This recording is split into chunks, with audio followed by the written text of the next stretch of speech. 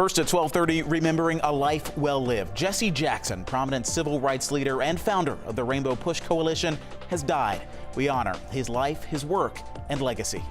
Plus, one man is dead after a late-night shooting involving a police officer, and now the GBI is taking over this case. What we know so far. Plus, in the middle of a taste of spring, we'll track more warming temperatures, but how long will it last without the chance of rain? I'm timing that out in your weather impact forecast. Hello and thank you for joining us here on 11Alive Plus at 12:30. I'm Joe Ripley. We begin with an emotional second day of testimony in the trial of Colin Gray. He is the father of Colt Gray, the teen accused of the deadly 2024 Appalache High School mass shooting. 11Alive's Grace King has been following every new development for us from the courtroom in this case. So Grace, who did we hear from today? Well, Colin Gray faces nearly 20 charges of second-degree cruelty to children, and today we're hearing from many of the victims listed in each count. A lot of them were kids in Miss Ryan's second period class, hit by bullets or shrapnel. One by one, they've taken the stand today, recounting the most traumatic day of their life, their injuries and the struggles they've endured in the year and a half since. Some of them can't return to the things they love, like soccer, volleyball, marching band, or crocheting, because of this tragic shooting, and all of them are emotionally scarred. We're not showing their faces because they were under 18 at the time of the shooting, but take a listen to what they had to say. I remember my teacher telling me to stay awake because I was really tired and I couldn't keep my body up. I remember Natalie laying on the floor, saying that she was hit and crying. What were you screaming? I got shot, I'm a kid and I got shot. After I got shot, I turned to my friend Landon and I asked him to hold my hand because I was scared.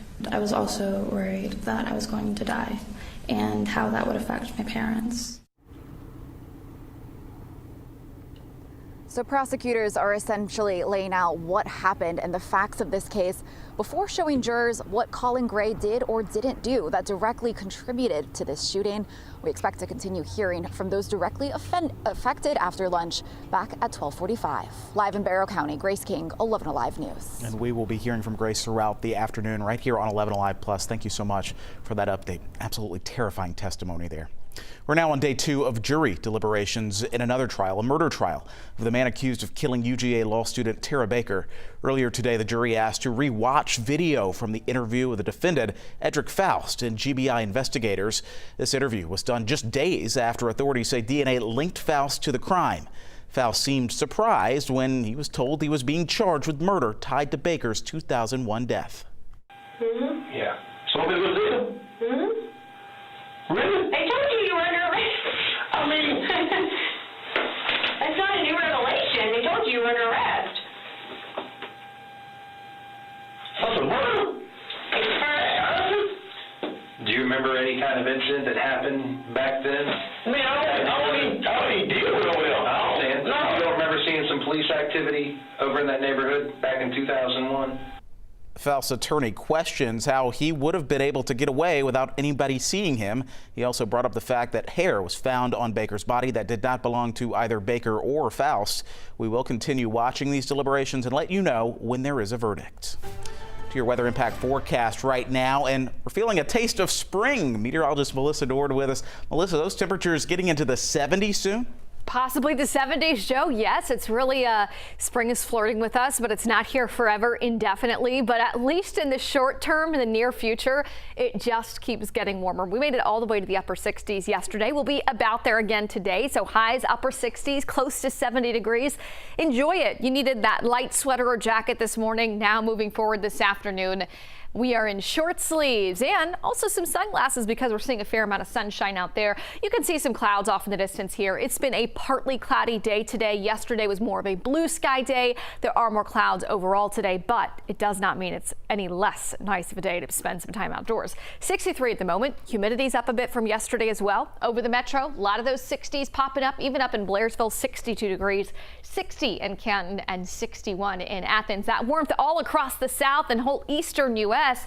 Even places like Cleveland are in the 50s right now, which is unusually warm for them this time of year. We'll go all the way to the upper 60s this afternoon, mix of clouds and sunshine. As we turn the page, though, into the middle of the week, the temperatures keep getting warmer, but we have more clouds and eventually some rain chances as well. We'll break down that and what it means for your weekend forecast ahead. Today, the nation is reflecting on the passing of a giant of the civil rights movement. The Reverend Jesse Jackson Sr. has died at the age of 84. The longtime activist and two-time presidential candidate died at his home in Chicago, surrounded by family. A protege of Dr. Martin Luther King Jr., Jackson rose to national prominence after King's assassination in 1968, carrying the movement forward for more than 5 decades, from founding his Rainbow Push Coalition to his campaigns for the White House in 1984 and 1988. Jackson preached black pride, economic justice, and political power, urging supporters to, quote, keep hope alive. Even in declining health, he stood alongside families in the George Floyd and Ahmaud Arbery cases, demanding equality. One person who knew Jackson well, Ambassador Andrew Young. A short time ago, Ambassador reflected on Jackson's death and shared a family story that truly describes Reverend Jackson. My wife would say that when her mother was passing, he was flying through here, going back to North Carolina. And he got off the plane and drove by the hospital. And so he was a pastor as well as a protester. And he had an incredible sensitivity to the people with whom he served. From a living legend to one that has now passed. We will have much more on the life and legacy of Reverend Jesse Jackson throughout the day today, right here on 11Alive Plus. Developing now, investigators with the Georgia Bureau of Investigation have spent hours on the scene of a deadly police shooting in Cobb County. Our Ariana Manise right now has the latest details on what led to the shooting from the scene in Smyrna. The GBI is now investigating what happened when Cobb County police shot and killed a man here in Smyrna on Bradley Avenue. Police say that they were canvassing this area, patrolling this area, when they heard multiple gunshots. A short time after, they got 911 calls from residents about the gunman walking around in this area. We're learning from Cobb County police that this happened around 10:30 p.m. last night. Police say when officers arrived, they ran into the man holding the gun. They say officers gave multiple commands for him to drop the weapon, but he did not. And that's when police say officers fired. The man was hit and died from his injuries. Cobb County police say none of their officers were hurt during this confrontation. As of right now, we still don't know the suspect's name, nor do we know what the person was shooting at before police arrived, or if any other people were involved during the situation. The GBI is now leading this investigation, which is standard during officer-involved shootings. Reporting from Smyrna, I'm Ariana Manise for 11Alive. We have new details right now about a victim pulled from a submerged car in Lake Lanier. Police identified the man as 85-year-old Philip Malone. A look at the scene here. We've learned his family reported him missing to Roswell police yesterday morning. Malone was last seen on Sunday visiting a family member in the hospital in Atlanta. A boater spotted Malone's car yesterday at Tidwell Park in Forsyth County. Police are now working to learn how and when his car ended up in the lake. Some other stories making headlines for you today. A trial hearing has now been set for April 15th for the man accused of the deadly mass shooting at Northside Medical Center back in 2023. Dion Patterson, seen here, allegedly shot 5 women, killing one of them in the Midtown waiting room. In 2024, a judge declared him not mentally competent to stand trial, but that designation can be reversed. The United States Postal Service is upping the reward for info in the shooting death of a local mail carrier to $250,000. A look here at 31-year-old DeQuavius Graves. He was killed Thursday while delivering mail on Oxford Drive in Decatur. The DeKalb County School District is notifying residents near Cross Keys High School of rock blasting. That's happening today around 2 p.m. in just over an hour. If you're in the area, you might hear loud noises and feel vibrations, but we're told there is no risk to the community. Also happening today at 4 p.m. at Centennial Olympic Park, protesters are going to gather to demand an end to Washington's economic blockade in Cuba. This comes just a few weeks after President Trump signed an executive order authorizing extra tariffs on countries that sell oil to Cuba. Two high-stakes meetings in Geneva, Switzerland today renewed nuclear talks with Iran, plus negotiations aimed at ending the war between Russia and Ukraine. The latest on both fronts still ahead.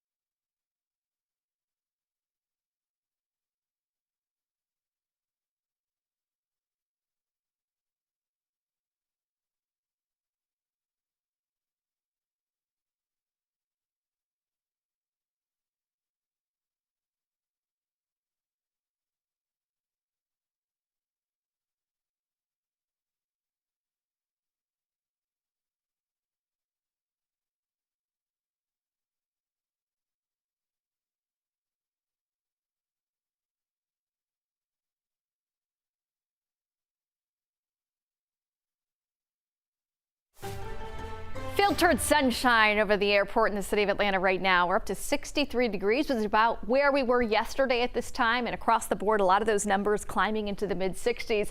It's so nice to see this little taste of spring outside, and one consequence of this warmer weather is that you may have noticed some of the daffodils starting to bloom outside, flowers starting to pop up, and if you have spring allergies, pollen counts are also going up. Today, the pollen count came in at 107. This is the second day so far this season we've seen tree pollen reach the high range. Remember, though, this is the very beginning of the season. We see it trickling up in warm weather spells in February, then it really ramps up as we head through the month of March. The peak of pollen season is around April 1st, and some of those daily pollen counts can easily soar above 1,000 to 2,000 on the highest days to come. So again, tree pollen in the high range for the second time this month. We also hit high levels last Wednesday. We got more warmth ahead this week. Temperatures are going to be in the 60s and 70s. I'm calling it a taste of spring. Real spring is not here yet because we are still going to see cool snaps coming in over the next 6 to 7 weeks. Showers are moving back for the start of the weekend, but at least today it is a dry forecast, and you see that warmth, the expansive spread of it across the eastern half of the country. For us today, we'll be in the upper 60s. This is about where we were yesterday. It's a solid 10 degrees above average for this time of year, so enjoy it. It's going to be nice and spring-like. A few more clouds than yesterday, partly sunny overall, but we are dry today. Also around 70 degrees tomorrow. Then we're going to soar, not that far off some of the records as we get towards Thursday and Friday before we do cool off by the end of the weekend. So you may be thinking, okay, pollen's creeping up. Does that mean I can plant? The short answer is no. Our average last freeze in Atlanta is around the start of spring, March 21st, but we can see late season cold snaps. Now, the latest ever last freeze for us, April 25th back in 1910. That's before we had all the development in the city. That's just probably not going to happen ever again, but we always say wait until about tax day before you can plant and make sure that you are guaranteed to not have any frost or freeze territory to hurt some of those more tender blooms out there. All right, spring-like pattern you can see on our temperature trend map here, showing the jet streams to the north right now. We have spring-like warmth, and that warm surge is pushing our temperatures 10 to as close to 20 degrees above average over the next couple of days. We are going to see a cooler pattern setting up by early next week. You can see it's still pretty warm outside for Friday, but come in next Sunday and Monday, a dip in the jet stream and much cooler air moving into North Georgia. So we are going to see colder air moving back in. Temperatures maybe highs only in the 40s or low 50s. We're not done with those cold snaps quite yet. European model showing the dry forecast for today. As we look at the end of the week, the little frontal boundary coming in. We'll see a few spotty nuisance showers around Thursday. Better opportunity for rain coming in Friday and again on Saturday. That will clear out for Sunday, giving way to that colder setup that I showed you there on our temperature trend. So some rain coming in. It's not going to all come in at once, and we're not all going to see the same amount of rain with this system, but over the course of Thursday, Friday, and Saturday combined, some of us may see about a half an inch of rain here in the metro. Models pinpoint that far North Georgia could be more susceptible to repeated rounds of some of that heavier rain. Some of those rain totals could end up being about 1 inch to 2 inches. So dry today, partly cloudy. We're going to have more clouds around tomorrow. Thursday, just a 20% chance of a shower out there. A few more showers coming into play Friday and Saturday. Let's go a little closer on the forecast track hour by hour. Nice sunshine this afternoon, close to 70 degrees. Winds turning more southerly today, also pumping in more of that humidity outside as well. Forecast track heading into tomorrow. You can see the clouds are with us first thing tomorrow morning already, and they'll be with us throughout the day. So although tomorrow is probably about as warm as today, it's not going to be as sunny as this afternoon is. So yesterday was the sunniest. Today is a good mix of clouds and sun. Tomorrow, mostly cloudy skies are back. And then by Thursday, that moisture keeps pumping in. It's going to feel very spring-like with the higher humidity. We'll see temperatures in the 70s, 20% chance of a shower. Pretty nice afternoon with those temperatures in the 70s. Short sleeves and even some shorts on outside. Friday, rain chances coming back up. We'll have some scattered showers throughout the day, and with temperatures so warm, maybe a rumble of thunder. You can see here even past our 7-day forecast, a lot of warmth continuing across the center part of the country, but we will see that cool snap coming in here to start next week. And you'll see those numbers coming down in our 7-day forecast. Upper 60s today and tomorrow, mid 70s on the way to round out the work week. Some showers, a few thunderstorms over the weekend. Drying out Sunday, Monday, 35 in Atlanta. Likely around the freezing mark in the suburbs first thing in the morning.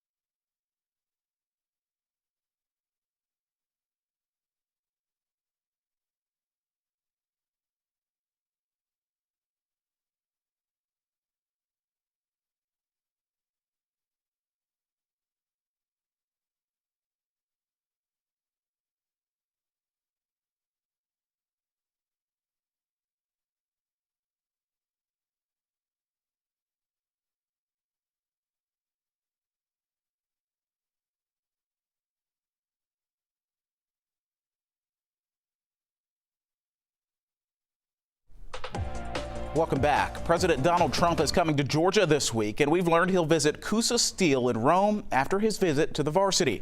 He's also scheduled to make an appearance this Thursday in downtown Rome, the heart of District 14, where early voting started on Monday to fill the vacant seat of former Congresswoman Marjorie Taylor Greene. Trump endorsed Clay Fuller last month.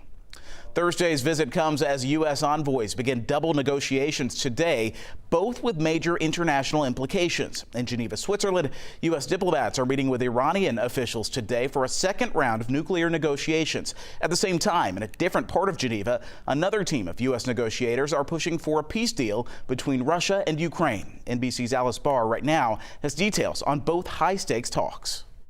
The Trump administration turning to foreign policy today with separate high-level negotiations in Geneva, Switzerland on Iran's nuclear program and Russia's war on Ukraine. President Trump saying he'll be indirectly involved in the Iran talks. I don't think they want the consequences of not making a deal. They want to make a deal. The president sending a second U.S. aircraft carrier to the region ahead of the talks, ramping up the pressure on Iran to curb its nuclear program, as Iranian officials signal some flexibility in exchange for sanctions relief. The U.S. military buildup in the region follows Iran's violent crackdown last month on sweeping protests. President Trump asked Friday about regime change in Iran. Seems like that would be the best thing that could happen. He's also referenced last year's U.S.-Israeli bombing campaign that badly damaged Iran's nuclear infrastructure, suggesting further military action is on the table without a deal. In retaliation for any attack, Iran has threatened to close the Strait of Hormuz, choking off a critical global oil pathway.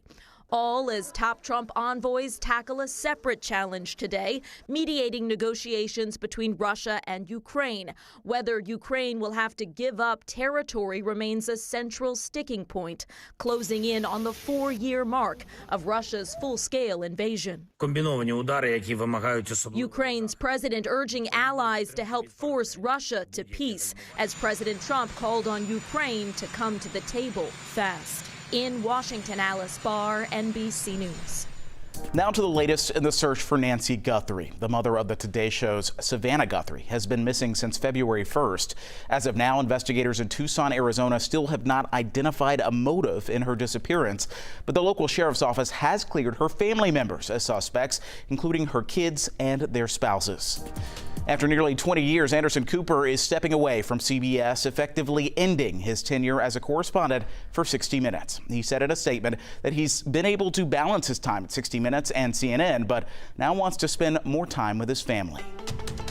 Vinyl, videos, and vintage treasures. Two businesses making a big comeback after several setbacks.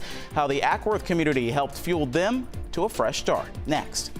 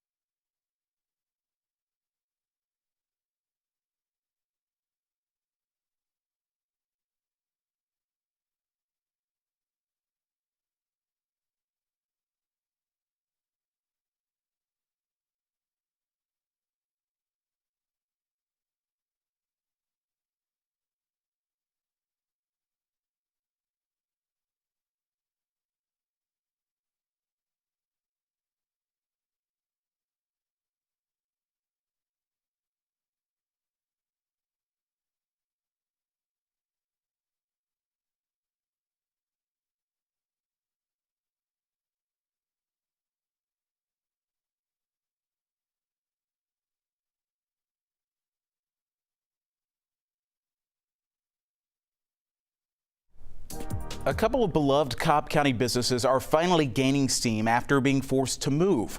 Ackworth Antiques and Ackworth Vintage and Vinyl are both set to officially reopen after a few setbacks. This major progress comes after the community rallied to keep those stores going strong.